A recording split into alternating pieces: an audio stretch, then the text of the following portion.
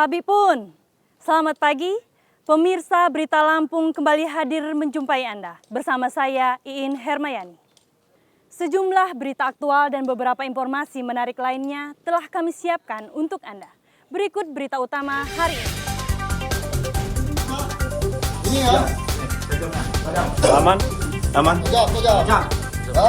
Seorang paman dan keponakan di Tulang Bawang ditangkap polisi karena jadi bandar narkoba.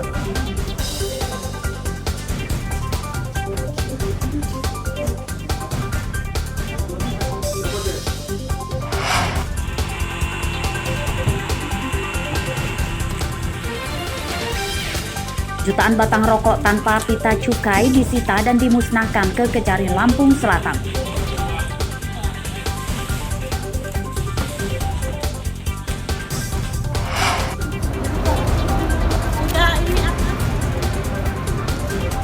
Penerimaan peserta didik baru tingkat SMA dimulai. Warga ramai ke kantor Disduk Capil untuk mengurus surat domisili.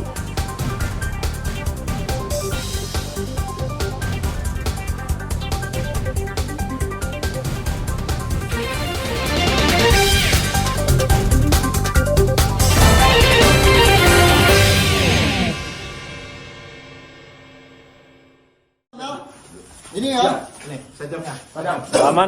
Aman. Tajam. Ya. Bandar narkoba Sapril Rani tidak berkutik saat polisi menangkapnya di rumahnya di Menggala, Tulang Bawang, Senin siang. Tersangka yang membawa pisau sempat berusaha melawan polisi yang akan menangkapnya, namun bisa dilumpuhkan. Dari hasil penggeledahan di rumah Sapril, polisi menemukan 7 bungkus sabu-sabu siap edar serta belasan plastik klip. Sabu-sabu itu disimpan tersangka di dalam tas kecil yang digantungkan di dinding dalam kamar. Dari penangkapan Sapril, polisi yang melakukan pengembangan kemudian menangkap Robin Yusuf, bandar narkoba yang tinggal di Desa Mulia Jaya, Kecamatan Gunung Agung, Tulang Bawang Barat. Robin merupakan keponakan tersangka Sapril. Dalam pemeriksaan polisi, narkoba yang dijual Sapril dan Robin dipasok oleh seorang bandar besar di Tulang Bawang yang kini masih buron. Dan kami berhasil mengamankan barang bukti seberat 5,93 gram sabu. Untuk status tersangka, keduanya adalah merupakan tersangka yang merupakan paman dan keponakan yang merupakan residivis bandar narkoba. Penyidikan kasus ini masih akan dikembangkan polisi untuk memburu pemasok serta para pembeli narkoba. Atas perbuatannya, kedua tersangka terancam hukuman 20 tahun penjara. Mustaqim melaporkan dari Tulang Bawang.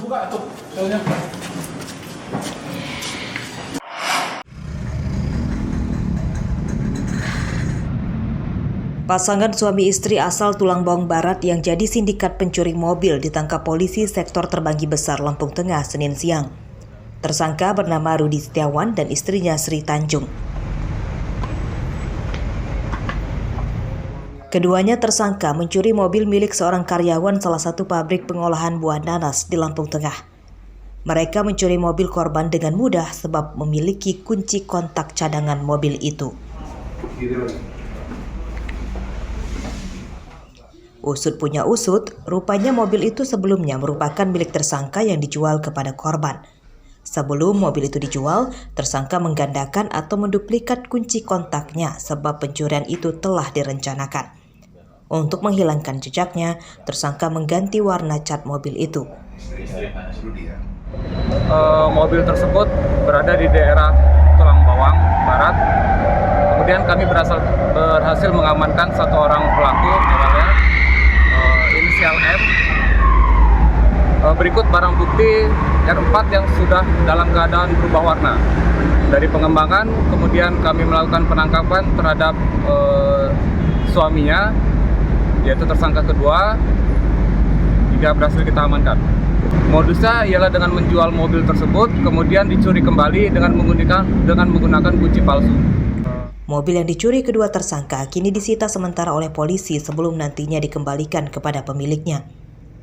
Atas perbuatannya, pasangan suami istri Rudi dan Sri Tanjung ini terancam hukuman 7 tahun penjara. Aris Susanto melaporkan dari Lampung Tengah. atas nama istrinya Rudi ya.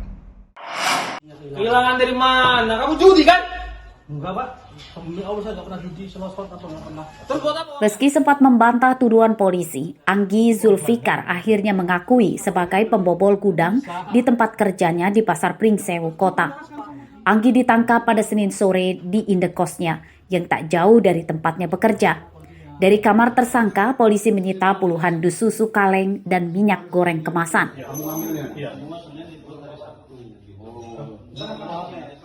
Anggi ditangkap setelah pihak perusahaan tempat kerja tersangka melapor ke polisi karena kehilangan barang-barang dagangannya senilai 21 juta rupiah.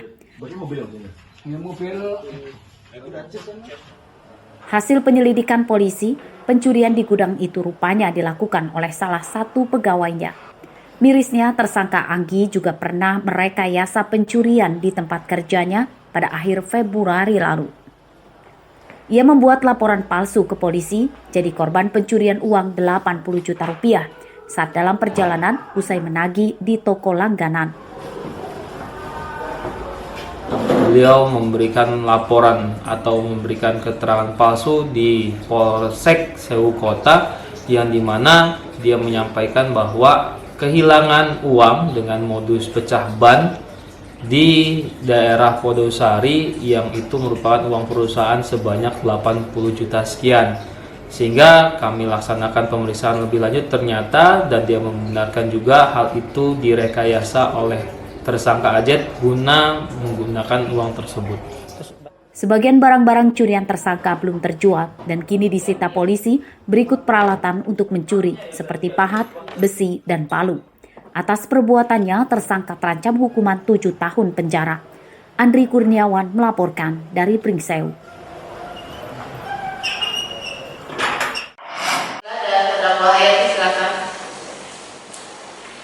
Kasus korupsi retribusi sampah di Dinas Lingkungan Hidup atau DLH Bandar Lampung memasuki babak baru. Senin pagi, kasus itu memasuki tahapan persidangan dengan agenda pembacaan dakwaan di Pengadilan Negeri Tanjung Karang. Kasus itu menyeret 3 orang sebagai terdakwa, yakni mantan Kepala Dinas Lingkungan Hidup Sahri Wansah, Kepala Bidang Tata Lingkungan Haris Fadilah, dan Bendahara Dinas Hayati. Pada dakwaannya, korupsi yang dilakukan ketiga terdakwa dimulai sejak 2019 hingga 2021 dengan kerugian negara mencapai hampir 7 miliar rupiah. Terdakwa kerjasama tidak menyetorkan uang pungutan retribusi sampah dari warga ke kas daerah. Dan menggunakan hasil pemungutan retribusi pelayanan persampahan dari kebersihan Kota Bandar Lampung untuk kepentingan pribadi.